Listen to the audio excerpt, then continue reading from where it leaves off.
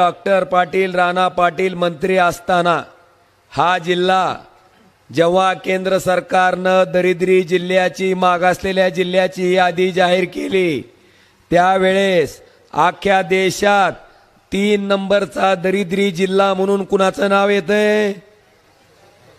धाराशिव. हा टाळ्या.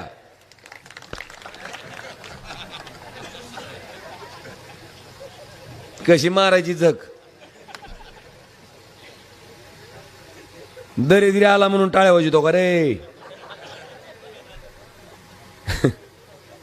हे नंतर फावलं भेटून त्या बापल्याकाच.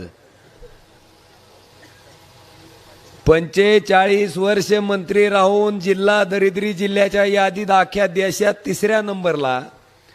आणि जी मंत्री राहिला माणूस, ते माणूस खासदारकीची निवडणूक लढवताना इस्टेट जाहीर करावं लागते. 2009ला लढवले, इस्टेट जाहीर केले, तर अख्ख्या देशात श्रीमंत खासदाराच्या यादीत पद्मसिंग पाटील 3ऱ्या नंबरला.